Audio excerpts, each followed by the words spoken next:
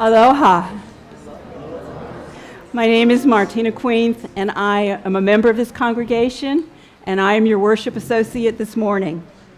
We are a Unitarian Universalist community inspired by our principles to boldly grow what? Compassion, justice, and joy. Here at First Unitarian, we have agreed to treat each other with respect, and in doing so, we have created a covenant of right relations. The seventh tenet of that covenant says that when in disagreement or conflict with each other, take a deep breath, speak respectfully, stay relaxed, avoid labeling, judging, or criticizing. Today's speaker is Reverend Deborah Bond-Upson, who was raised in a Unitarian family, nurtured by Unitarian Churches, and trained in a Unitarian seminary with internships at Unitarian Churches in Palo Alto, California, and Morristown, New Jersey. She is an education innovator with deep experience in the education, social, business, and technology aspects of ongoing educational transformation. She served as a leader for 2 major education companies and founded 3 companies. For 30 years, she has been actively involved in leveraging technology, media, and assessment to individualize and enhance learning and to make access to quality education ubiquitous. In 2010, she co-founded Parents for Public Schools Hawaii. In 2011, she was ordained by this church. Aloha, Deborah.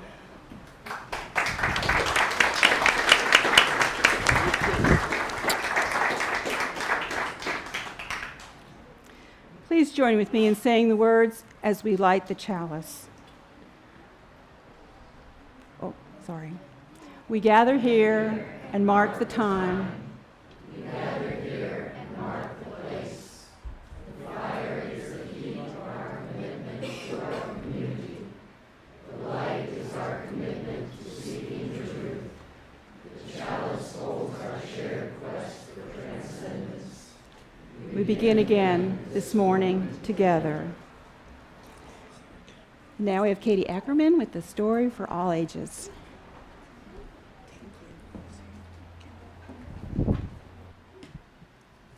Good morning. Good morning. I welcome any children to come join me on this magic carpet. I don't have a name tag because I forgot it, but you can ask me questions too. All right. So every week I read you a story, right, kids? Yes. Like most weeks, like usually. All right. So stories, do you know where stories come from? I heard somebody say it, people. That's right, people. I mean, that's a silly thing to point out, but they actually come from people who are just like you. So today I'm going to tell you a little bit about why I think you should read stories. So I'm going to read you something from this little girl right here. Now, she wasn't a little girl when she wrote it. She was an older person, and people called her Jackie. So this is Jacqueline Kennedy Onassis on reading. Read for escape, read for adventure, read for romance, but read the great writers. You will find to your delight that they are easier and more joy to read than the second-rate ones. They touch your imagination and your deepest yearnings. And when your imagination is stirred, it can lead you down paths you never dreamed you would travel. If you read great language, you will develop, without realizing it, appreciation of excellence that can shape your life. If you read, and I hope you will, you may want to write. Great painters learned to paint by copying old masters in museums. You can learn to write by trying to copy the writers you like. Writing helps you to express your deepest feelings. Once you can express yourself, you can tell the world what you want from it, or how you would like to change it. All the changes in the world, for good or evil, were first brought about by words. And so with that, I would like to read you something that this person wrote. Does anybody know who that is? that is a little boy who grew up, and his name is Langston Hughes. And so today I'm going to read you a poem. So I don't know, how many of you children read poems? Some, but not all. I personally love poetry, although I know one person that I respect deeply in this crowd who does not like poetry. I won't say who it is. They're amazing. But that just goes to show we can love people regardless of their, what. Okay, so this is Langston Hughes. Also, this is my bookmark. Just saying. Okay, so Merry-Go-Round by Langston Hughes. Where is the Jim Crow section on this merry-go-round? Mister, 'cause I want to ride. Down south where I come from, white and colored can't sit side by side. Down south on the train, there's a Jim Crow car. On the bus, we're put in the back. But there ain't no back to a merry-go-round. Where's the horse for a kid that's black? All right, so you can think about that. And ask your parents more if you want to learn about Jim Crow. All right, thanks so much, and let's go sing upstairs. All right, can we please make a bridge and sing the kids upstairs? And here we go. One more step, we will take one more step, till every piece of us and everyone will take one more step.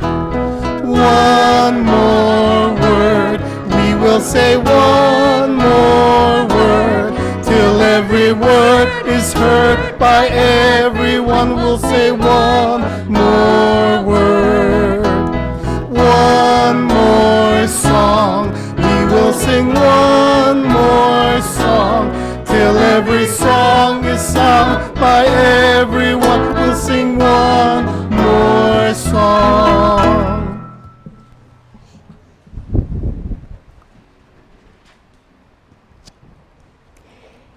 E. Cummings' words of love open our service today, whispered from his soul.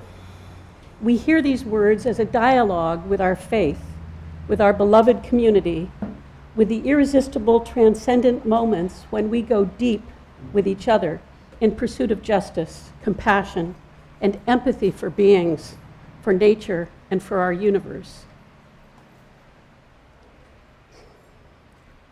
I carry your heart with me. I carry it in my heart. I am never without it. Anywhere I go, you go, my dear. And whatever is done by only me is your doing, my darling. I fear no fate. For you are my fate, my sweet. I want no world. For beautiful you are, my world, my true. And it's you, are whatever a mountain has always meant, and whatever a sun will always sing is you. Here is the deepest secret nobody knows. Here is the root of the root, and the bud of the bud, and the sky of the sky of a tree called life, which grows higher than soul can hope or mind can hide. And this is the wonder that's keeping the stars apart. I carry you in my heart. I carry your heart. I carry it in my heart.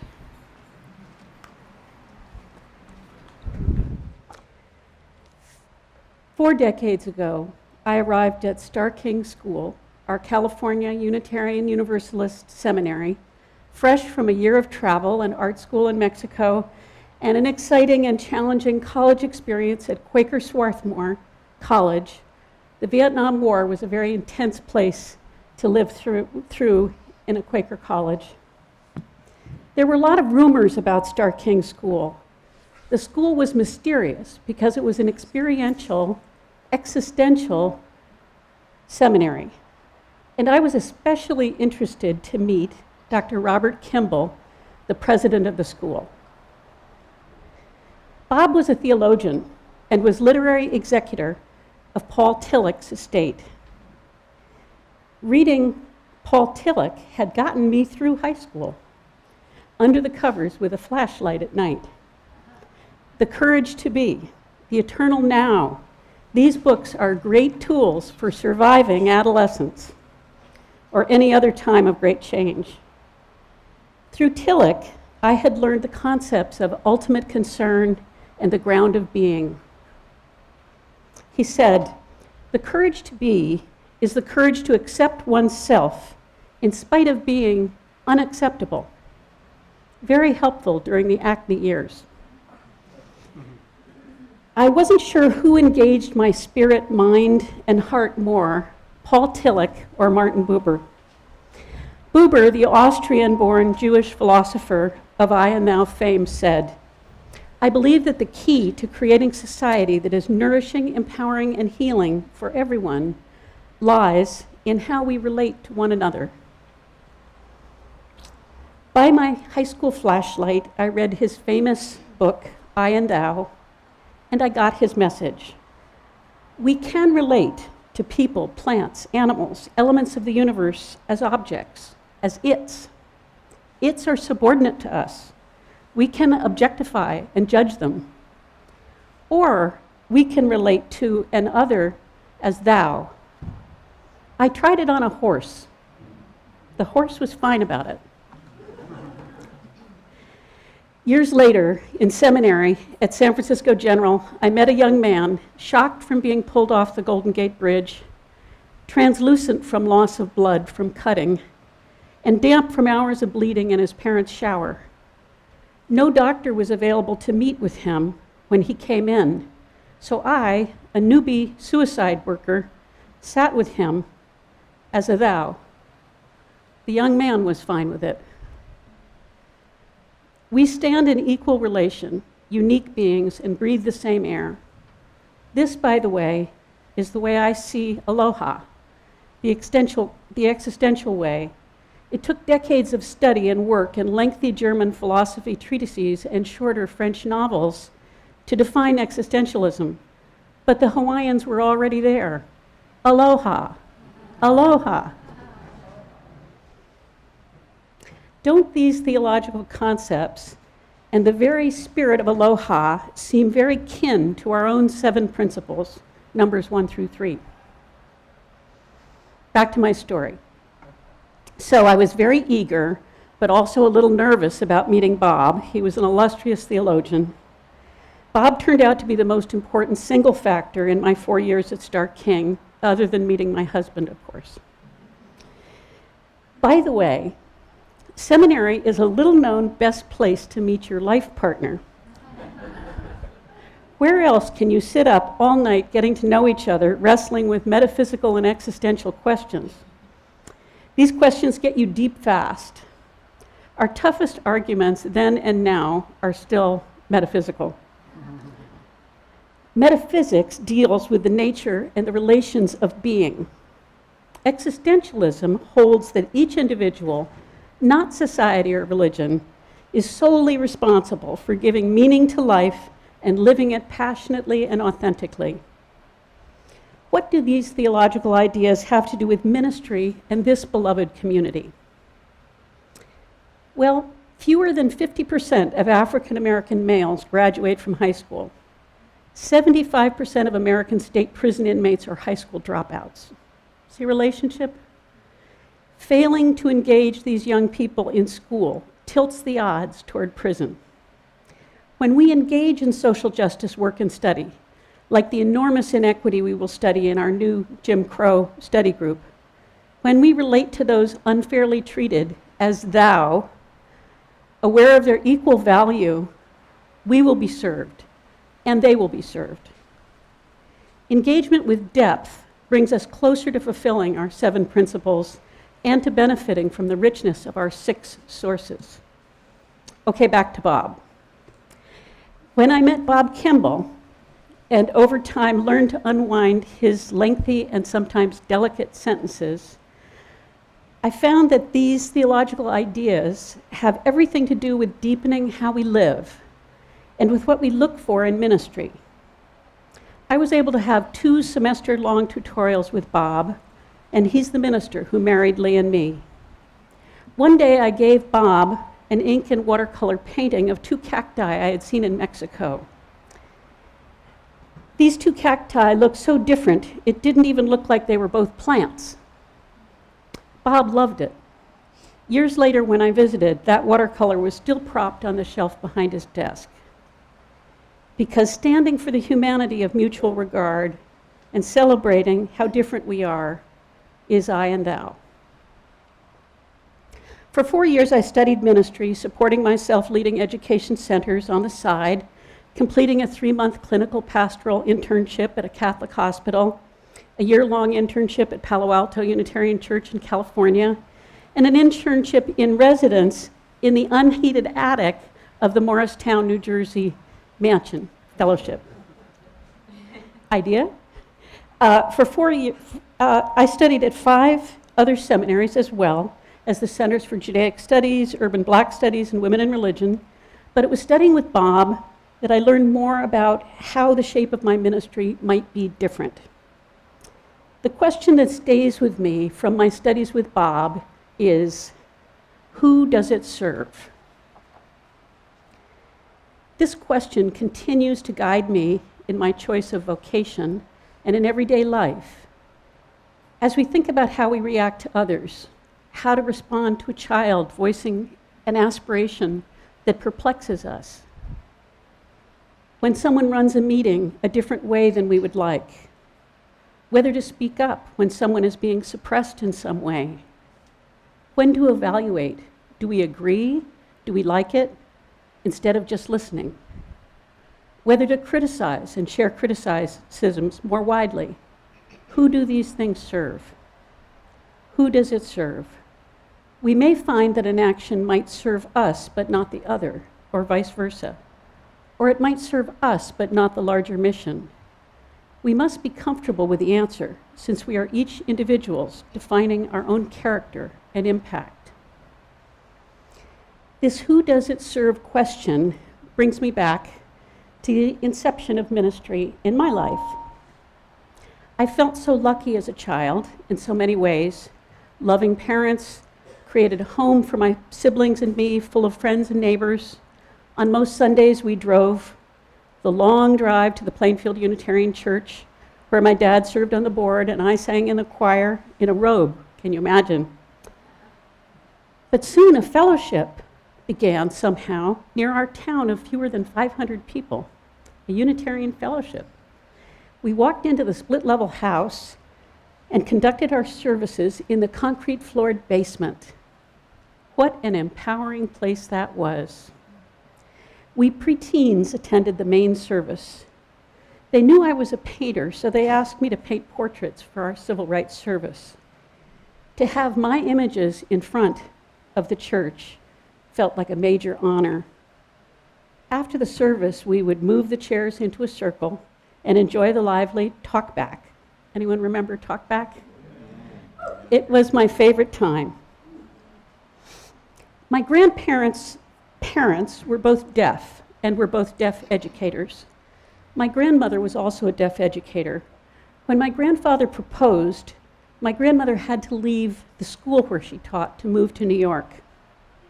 Rosa, a beautiful young black orphan, made deaf and intellectually challenged by untreated scarlet fever, asked my grandmother to take her with her as a servant. My grandparents adopted Rosa early, and growing up, we spoke in sign language to Rosa, as she was our favorite relative. But that Rosa served my grandparents daily was deeply troubling to me. And when I discovered that she had become pregnant and they had given the baby away, I was inconsolable. How could they do it? This was a real-life example of the injustice I was learning about in the world, in my family. It was like I was in a kind of a Unitarian crucible, this feeling of love and luck together with the pain at the suffering of others felt like it caught fire. It seemed intolerable. But my attempt at 12 to go to Selma to register voters was thwarted and, of course, unreasonable. I was looking for a way to serve, but would hardly have served in the movement to have a 12-year-old girl in the Alabama voter drive. But how can we accept the unacceptable? How do we honor goodness in the universe, enjoying our lives while others suffer? These questions kept me awake, reading Buber, Tillich, Whitman, Emerson, and others in the night. During my last 2 years at Swarthmore, I taught in an experimental high school in West Philly in the ghetto. All of my students were black. Many had babies. Most guys were gang members, and the attendance was very low. I brought in my Bolex movie camera and taught the kids to make animated films. I had to make an inflatable room with plastic sheeting and blew it up with a fan in order to get things peaceful enough to shoot film. The tough gang members were intrigued and they were frightened. But I bid them in and they came in, and I had the advantage for a moment. They would pause and try something new in this different environment. We became thous. And the attendance was then great. I was learning, they were learning, we were changed. Tillich says, in all existential knowledge, both subject and object are transformed by the very act of knowing. My experiences in schools were causing these very small transformations, but still, it was real and rewarding. Then we were told that Mayor Frank Rizzo had police pick up black gang members in their neighborhoods and drop them in other gangs' neighborhoods. Young people in our school died. My experimental school was closed. I went to seminary to develop a deeper rudder in the world. The transcendent spirit and ethical and moral sensibilities which sustained me were not welcome in public schools in those days. I wanted to work to build a community that would support families and individuals spiritually. Our actions and thoughts define us as beings continuously. That is what I believe. And I had found strength in those beliefs from Buber and Tillich, and from extended seminary study of world religions, Old and New Testament, UU history, church history, counseling, preaching, and church administration. In church history, I discovered Erasmus of Rotterdam, Dutch humanist scholar, who used his humanist, in the old sense of the word, Renaissance scholarship, to create new Greek and Latin versions of the New Testament and other guides for lay people. This was highly unusual. These things were reserved for clerics at that time. I see Erasmus as the first real Unitarian, urging, supporting, and enabling lay people to learn, pursue the truth, and achieve transcendent experience. Seeing even lay people as a thou was a rarity in that era. While in seminary, to support ourselves, Lee and I developed education centers for Kaplan, a national firm to prepare students for college and graduate admissions tests and professional licensure. We developed uncommon scholarship programs that supported big increases in admissions for Chicano and African American students. We could determine what people needed to learn to reach their goals, and our programs could supply that knowledge. It was highly rewarding to contribute to thousands of students' success each year, to provide good jobs for a team of great people in each of 10 cities, and to live in a good school district and raise our 4 children. The Washington Post bought Kaplan, Lee left and began his path back to ministry, and I began work at a national level, commuting to New York from California with 4 kids, and leading the new West region, including Hawaii, later leading product development for Kaplan nationally. From there, I was able to use what I had learned about learning, technology, and business to launch Teacher Universe, a company to support teachers in the digital transformation.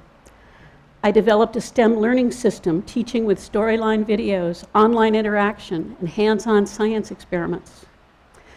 I got the Georgia legislature to fund this for 700 classrooms for 9 years, until the party control flipped. My team worked to develop online career technical high schools in Ohio. Attendance and graduation rates went up. The work we were doing reached uncommon numbers of people, improving their lives and hope. My mission was to get better support to teachers, to lift instruction, and to reach more learners more effectively, more enjoyably, and to change their lives.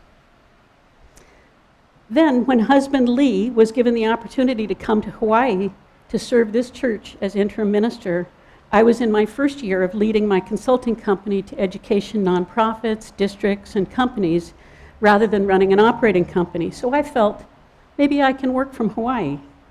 As you know, folks can't get me out of here now. 5 years ago, I walked into this sanctuary for the first time. I felt a fresh, soft breeze of love and open kindness.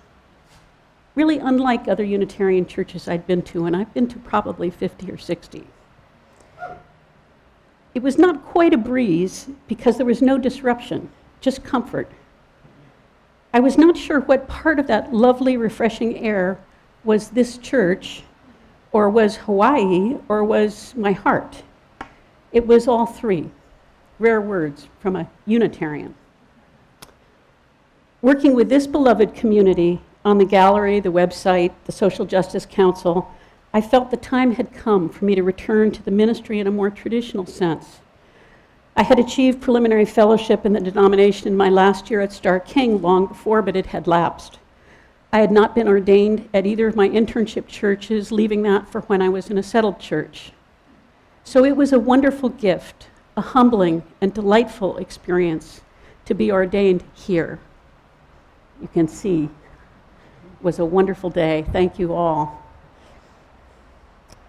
I had thought that I would pursue restoring my preliminary fellowship status afterwards, but the process had changed since Lee had done it a few years before, and my work didn't allow me to take the time necessary to complete all the new required procedures.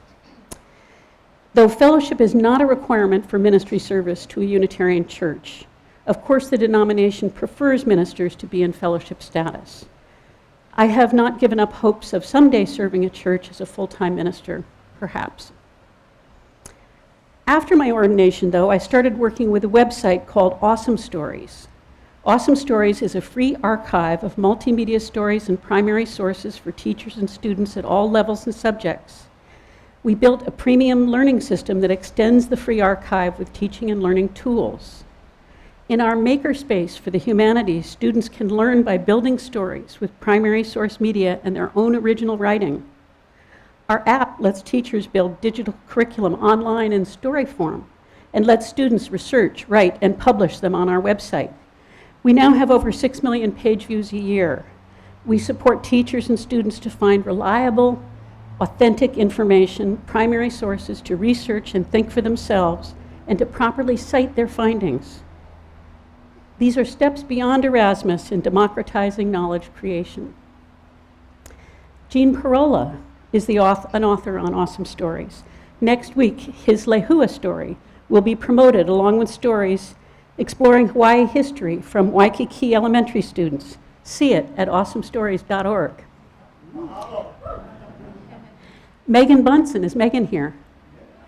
Meghan Bunsen is our membership director and much more, joining in the construction of our content and applications.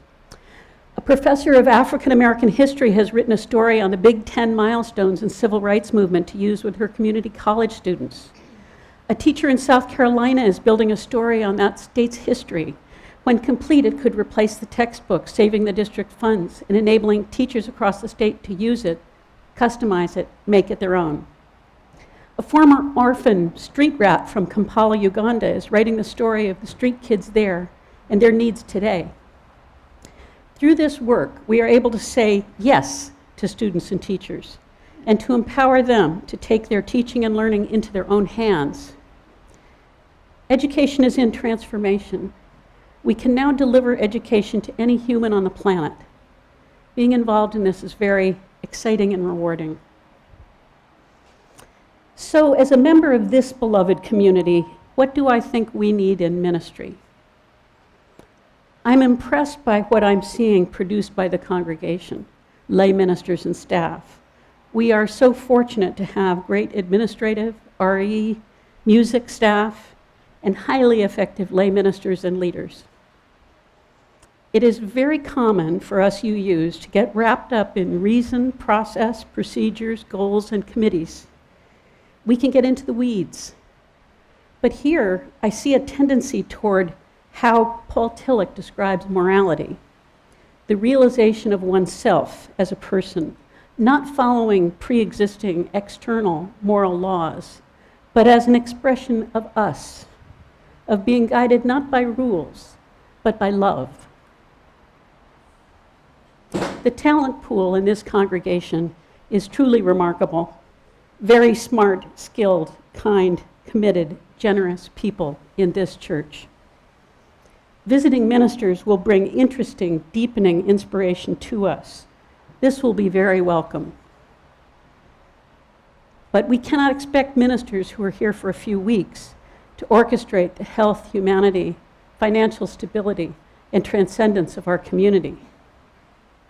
My hopes are for the continued strength in the congregation, the lay leadership, the staff, and for a minister who will help achieve greater membership growth and achieve a sustainable flow of membership support. A minister to ensure that congregants get relief before burnout, that lay leadership is broad and deep, and that rules do not overshadow love and now. A minister to support the thou in each of us, to ensure we stay open and human in our responses. My hopes for us.